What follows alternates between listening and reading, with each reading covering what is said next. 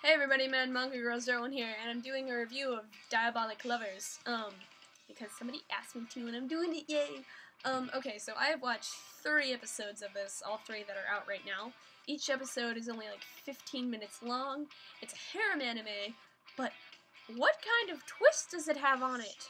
Let's see, Diabolik Lovers, it's a harem. What could it be about? Vampires? Yeah.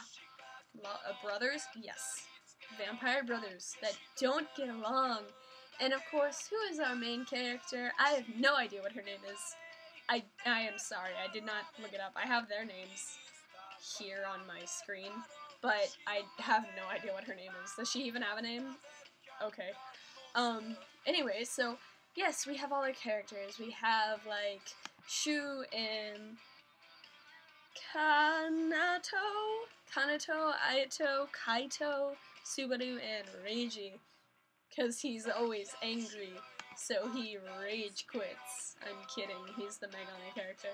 Okay, so far my favorite character is definitely Kanato, because he is just that crazy Lolita. Like, he has a bear that he carries around, but the bear has an eye patch. In this, episode 3, he asked the bear what snack he wanted to eat, because, you know, he's crazy. So, you know, and then he just started, like, stabbing the cookies in half with a fork, and I was just like, what are you doing? I like it. And, yeah, but anyway, so this starts off, and she's, like, in this really fancy car, and she leads up to this really fancy house. I am not sure if they're in Japan or not. I have no idea. They speak Japanese, but that could just be because, you know, they're in Japan animating it. So, you know, it might sell best if the language was in Japanese. But again, I don't know. So, you know, she enters the mansion because the door opens ominously by itself. Ooh, cheesy, classic-y kind of stuff. And then, you know, she walks in and she's like, hello? And, you know, she turns and she looks and there's a boy sleeping on the couch, and she's like, oh, I bet he knows something about here.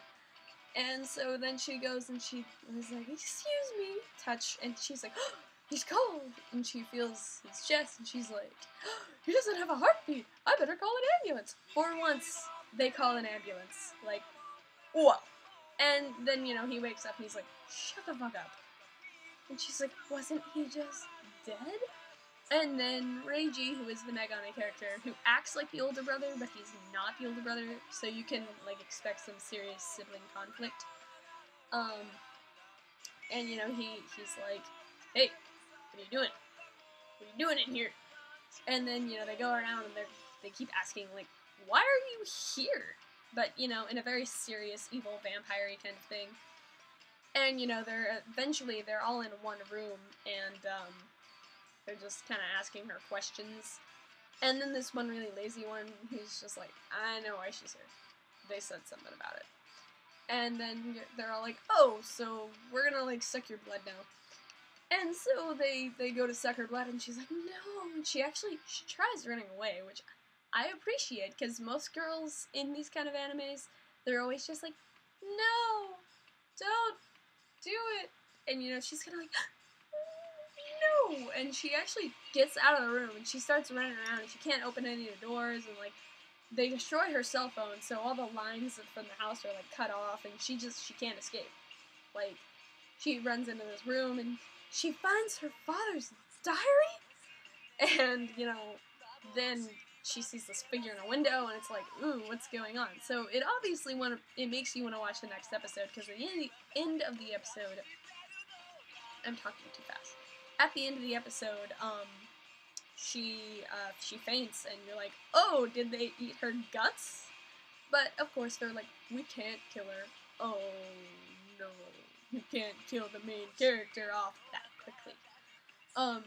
So, you know, then she wakes up, and they make her go to school, and she has a uniform, and, of course, this one guy, he's practically, like, taken, like, possession of her, and he's all like, she's mine. Don't fucking touch her. What was his name? Like, Ayato? I think it was Ayato. And, you know, it's just like he's being super possessive brat about this girl, and it's like, he picks her up, throws her in the pool, and she can't swim, but he like, throws her in the pool, and she's just like, help! Help me! I can't swim! And the voice actor that actually does that part, it's like she actually sounds like she's in terror and like peril and like she could use some help. So I was like, that is good voice acting. But of course he throws her in and he's just like, now tell me I'm the best. Anime of the season. I don't know what anybody else is talking about, but like this. Like they treat her like shit. One guy actually calls her Bitch Chan. It's highly hilarious because, or at least I can laugh at it because my heart is made of like meteorites that you find in space that are like really cold and evil.